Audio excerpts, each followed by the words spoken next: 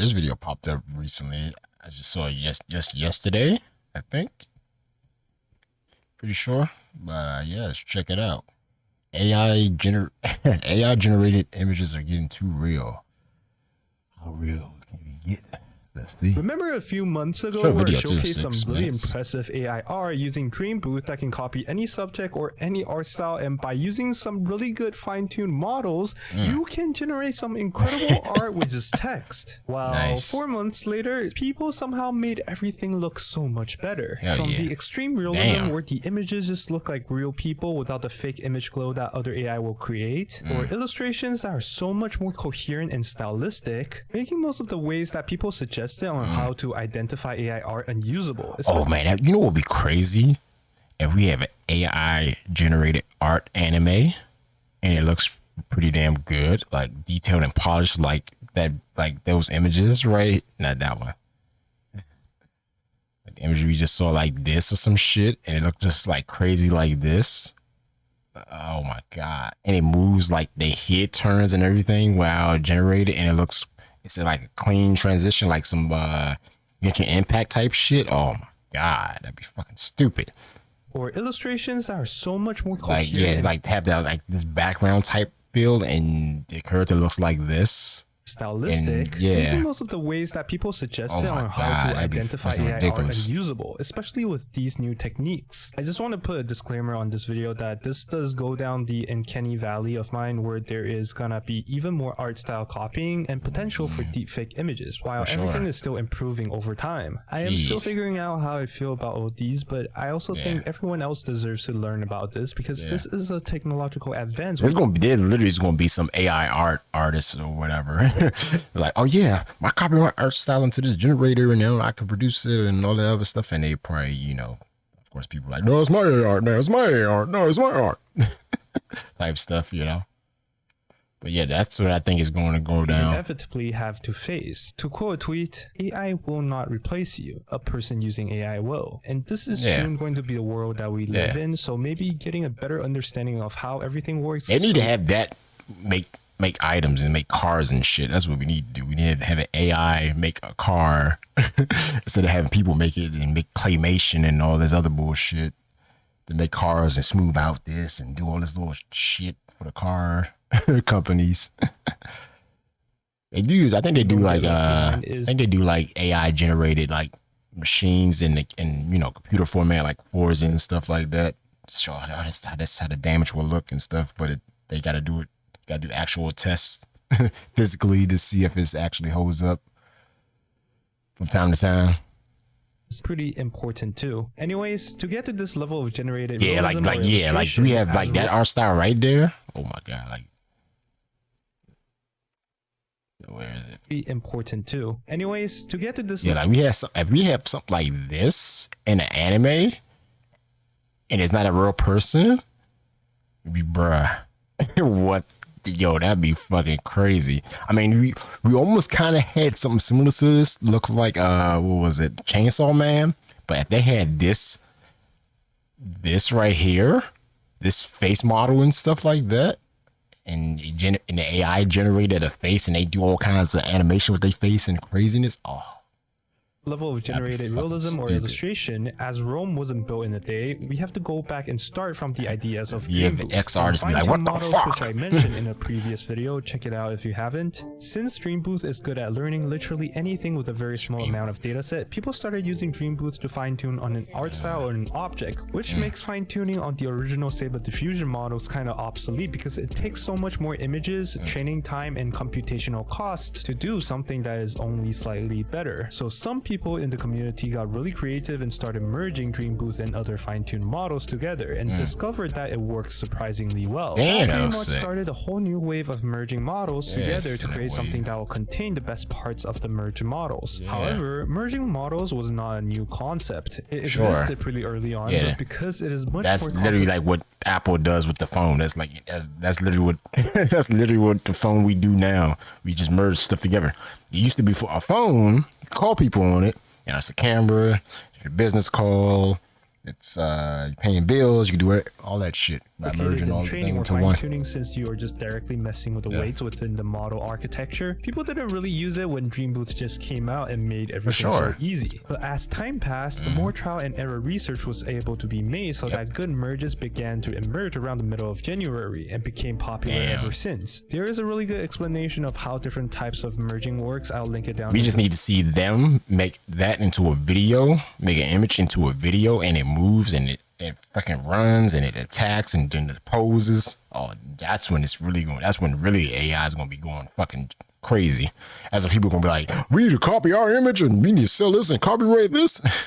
Description, I'll just give a very simple explanation that classic merging works basically by adding or calculating the differences between the weights so that the combined model would uniformly share the key features that each of them has. While block merging is another type of merging which allows you to specify a particular layer of the model, so it gives you a lot more fine control on what features you combine. Block merging is extremely useful as some part of the layers is pretty much equivalent to an abstract feature such as hands. So merging a model that is good at generating hands with another that is not will pretty much guarantee their baby model will be able to generate good hand features. So now, since we can merge models together however we want, then there is no stopping from merging a merged model with another merged model to create a merged model that is used to merge with another model. So a mix is born. In some of the most popular mixes, they will include mix recipes, which would tell you how they have merged a variety of different models. I've seen somebody on like Instagram that does like AI generated stuff, and they have similar pictures of like this a little bit,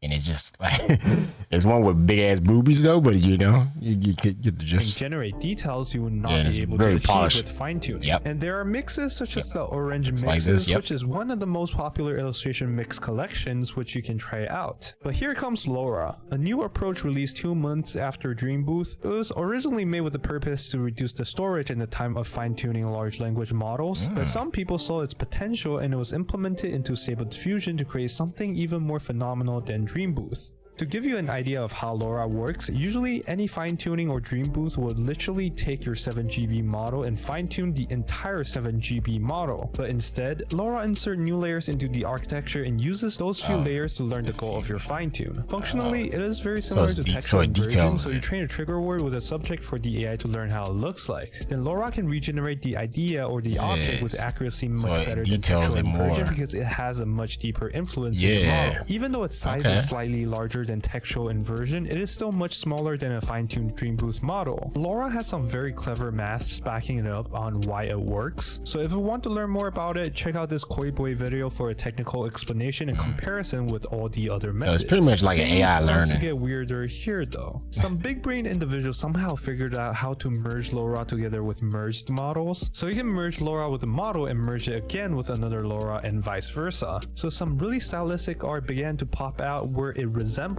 nothing like your typical AI generated art. Most of the progress made in text generated art is either made by the weebs or by the horny people. In real life, text generated images are what impressed and worried me the most. If you remember any text to image results on a human, they all have this weird artificial glow or textures which you can instantly recognize it's AI generated. But with these mixes on top of LoRa, people have found the perfect combo that will make the generation look extremely real, to the point that I had to double take when I first came across them. The mixes are based on some really sinister or unholy models, so I'll not be linking anything about it since it's YouTube TOS, but the safe for work results are mind-blowing. The only dead giveaways of it being AI generated are either the clothing patterns or the accessories. However, the face, the anatomy, the lighting, the shading, the reflection. Like I said, if we get stuff like this in anime and it moves, you like say it doesn't look crazy when it moves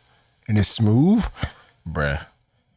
It is scary how real all these look. People would probably just need to figure out a be like AI artists, small details like the buttons, animators, or even the something text, like that, and it could fool people easily. Maybe the next job that's going to be replaced are probably the cosplayers and the Instagram stars, where the internet would be saturated with fake AI generated celebrities. It's going to happen. Likings. And if you incorporate ControlNet, which I talked about in my previous video, you'll gain so much more. You want to have like people make AI art of you. Well, probably without your consent sometimes. And you're gonna have a computer generate your fucking image and it's gonna look way better than you thought about. Damn, I ain't know it looked that damn good in that.